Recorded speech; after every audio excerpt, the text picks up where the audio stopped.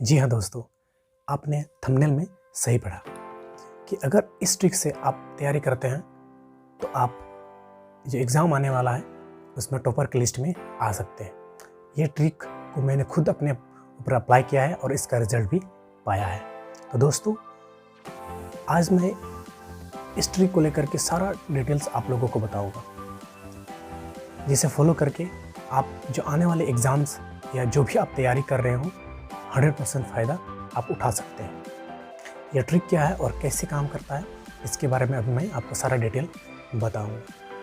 अभी जैसे आप मैट्रिक क्लास में हैं या कोई भी क्लासेस का तैयारी कर रहे हैं जो एग्ज़ाम है, तो उसमें आपको सबसे पहले क्या करना है कि सबसे पहले आप सिलेबस लेंगे। सिलेबस जो अभी हमारी गवर्नमेंट झारखंड सरकार गवर्नमेंट ने क्या किया है कि सिलेबस को कम किया हुआ है, 40% सिलेबस को काट दिया है।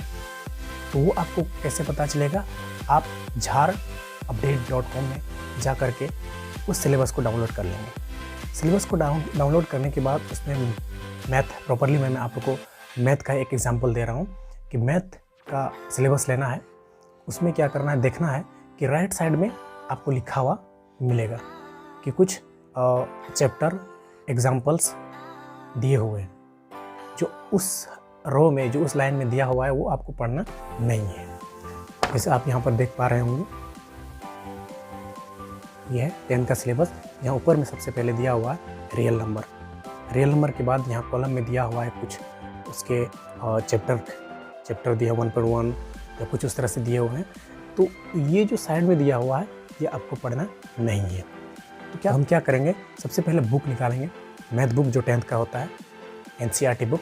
तो उस बुक को निकालने के बाद आप क्या करोगे कि जो उस कॉलम में दिया हुआ है उसको हम सबसे पहले क्या करेंगे, क्रॉस मार देंगे। जो नंबर दिया हुआ है उसको बुक में क्रॉस मार लेंगे।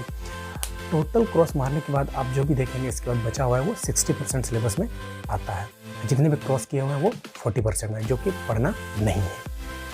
तो आप क्या करोगे इसके बाद कि जो 60% आपका सिलेबस है उसका पूरा नोट्स बना लेंगे या टुडे या राइट डाउन करेंगे। राइट डाउन करने के बाद आप उस पर रिवीजन कैसे करेंगे, ऐसे करते हैं नॉर्मली हम लोग क्या करते हैं,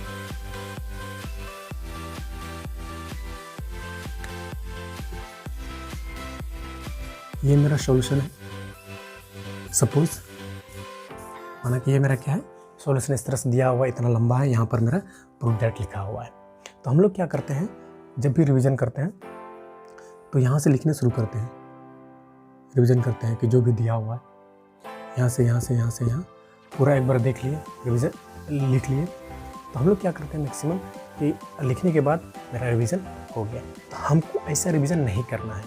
इससे क्या होगा कि आप तुरंत भूल जाएंगे। तो सबसे पहले क्या करना है कि सॉल्यूशन को डिटेल से समझना है। डिटेल से समझने के बाद पूरी तरह से कि यहाँ पर कैसे किया गया है, यहाँ पर क्या किया गया है, हर एक स्टेप को समझने के बाद फिर आप क्या करोगे कि उसको बिना देखे रफ कॉपी में, जिसमें आप रफ करते हो, रिवीजन करते हो, उस पर बिना देखे आपको उतारना है, क्योंकि आप पहले समझ चुके हो या समझ लेना है, इसके बाद आपको उतारना है। तो वैसा नहीं करना है कि हम लोग उतारते गए यहाँ अटक गए। अटकने के बाद ये नहीं करेंगे कि यहाँ से फिर देखेंगे फिर नीचे लिखेंगे। ऐसे करने से आपका जो कमजोरी है वो सामने आ जाता है। तो उससे आपको करना क्या है कि यहाँ से आने के बाद यहाँ अगर रुक जाते हैं तो आपको करना क्या है कि फिर से नेक्स्ट ये फिर से यहाँ समझ लेंगे, फिर आगे बढ़ेंगे। आगे बढ़ने के बाद क्या होगा कि एक स्टेप बढ़ गए, यहाँ फिर रुक गए, सपोज यहाँ पर रुक गए। तो ये जो समझ गए हैं यहाँ हम कभी रुकेंगे ही नहीं, और ऐसा होगा कि इसका हैबिट हमको आ जाएगा कि हम दोबारा इस जगह पर रुकेंगे नहीं।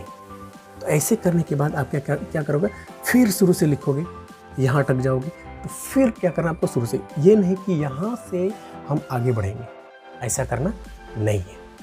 तो दोस्तों, आप लोग को ये चीज़ हमेशा गौर करना है कि कोई भी सब्जेक्ट में अगर हम रिवीजन कर रहे हैं तो ऐसा नहीं करना है कि जहाँ हम रुक गए वहाँ से फिर सॉल्यूशन देखेंगे फिर हम उससे आगे बढ़ेंगे। ऐसा हमको नहीं करना है। ओके, तो क्या करना है आपको कि हम फिर से शुरू करेंगे। उससे क्या हो कि यहाँ तक अगर जहाँ तक हमको समझ में आ रहा है वहाँ तक तो रिवीजन होगा, कंठस्थ मतलब क्लियरली रिवीजन हो जाएगा। बशर्ते हम यहाँ पर जो रुक रहे हैं वो भी मेरा माइंड में सेट होते जा रहा है और हम आगे बढ़ते जाएंगे। तो दोस्तों आप लोगों को इस तरह से रिवीजन करना है। और इसका एक फ़ायदा भी है कि जिस मतलब लिखने का जो हैबिट बना रहे हैं, ये जरूरी नहीं कि मैथ का ही बता रहे हैं। आपको क्या करना है कि कोई भी इंग्लिश हुआ, साइंस हुआ, सोशल साइंस हुआ, कोई भी सब्जेक्ट का आपको करना क्या है कि उसको भी समझने के बाद, ये नहीं कि रट्टा मारना है। रट्टा मारा हुआ चीज़ लंबा रहता नहीं है।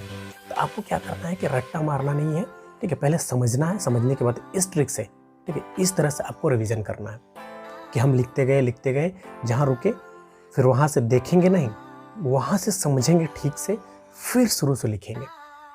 ओके, तो इस तरह से अगर हम रिवीजन करते हैं कोई भी सब्जेक्ट का, तो उसमें क्या होगा कि मेरा लिखने का भी हैबिट बनेगा, हैंडराइटिंग भी बनेगा। ओके, हैंडराइटिंग भी बनेगा, प्लस से कि जो मेरा 3 घंटा का एग्ज़ाम है उसमें मेरा स्ट्रेस फील होगा नहीं, क्योंकि हम 3 घंटा तक इस तरह से करते रहते हैं डेली। तो उससे क्या होगा कि मेरा रिवीजन का हैबिट बनते जाएगा और जो भी हम रिवीजन कर रहे हैं वो मेरा माइंड में फुल्ली सेट होते जाएगा। तो जो भी 1 मंथ बचा हुआ है, हमारे पास क्या है 1 मंथ बचा हुआ है, 1 मंथ में भी हम अच्छा से अच्छा तैयारी कर सकते हैं।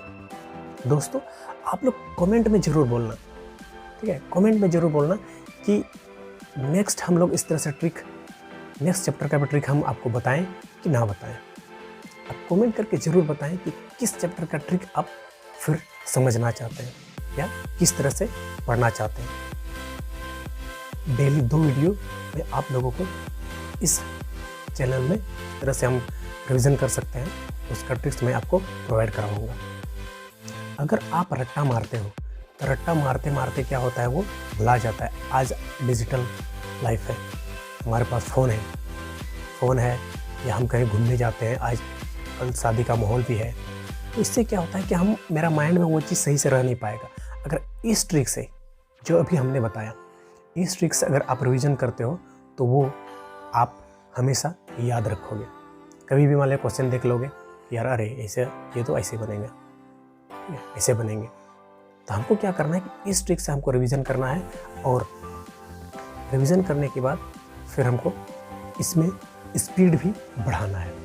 कि हम जो रिवीजन कर रहे हैं वो नहीं कि आराम स्लोली कर रहे हैं, वैसा नहीं। हम इसमें क्या करेंगे, स्पीड भी बढ़ाएंगे। इसमें स्पीड बढ़ाने से क्या होगा कि आपका जो 3 घंटा का टाइम रहता है वो मैनेज हो जाएंगे। एक हैबिट बनेगा कि नहीं 3 घंटा में मैं इसको कर सकता हूँ। तो दोस्तों आप लोगों से मैं यही कहना चाहूँगा, यही रिक्वेस्ट कर रहा हूँ कि अभी एग्ज़ाम 1 महीना बाकी है, 4 मई से होने वाली है, सबको पता है, मैट्रिक एग्ज़ाम, इंटर एग्ज़ाम। तो आप लोग इस ट्रिक से रिवीजन करें, आपको मैं 100% गारंटी देता हूँ कि आप टॉपर की लिस्ट में आ सकते हैं। बशर्ते आपको ईमानदारी से करनी है, ये नहीं कि 2 दिन कर लिए हो गया।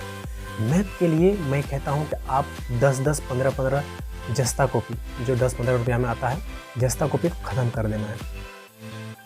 अगर आप इस तरह से ख़त्म कर देते हैं तो मैं 100% बोलता हूँ कि आप इस एग्ज़ाम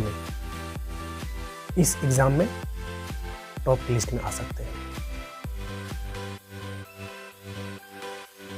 स्कूल नहीं गए, क्लास नहीं गए, सर हम कैसे पढ़ेंगे, ये बहाना नहीं करना है। आप मेरे वीडियो में कमेंट कीजिए, कमेंट करके बताइए आपको किस चैप्टर में प्रॉब्लम आ रही है। मैं आपको हर चैप्टर का सॉल्व करा के दूंगा, सिर्फ और सिर्फ मैथ का। साइंस में भी आपको अगर कोई प्रॉब्लम होती है तो मैं आपको भी इसमें हेल्प करने का कोशिश करूंगा। आज से इस चैनल में हर रोज़ 2 वीडियो आएंगे जो मैथ सब्जेक्ट से रिलेटेड रहेंगे। तो आप अगर इस तरह का वीडियो को डेली देखना चाहते हैं तो आप इस चैनल को सब्सक्राइब कर लें, क्योंकि डेली आपको ये इस सब्जेक्ट के 1 by 1 क्वेश्चंस या चैप्टर के ट्रिक्स मिलते रहेंगे।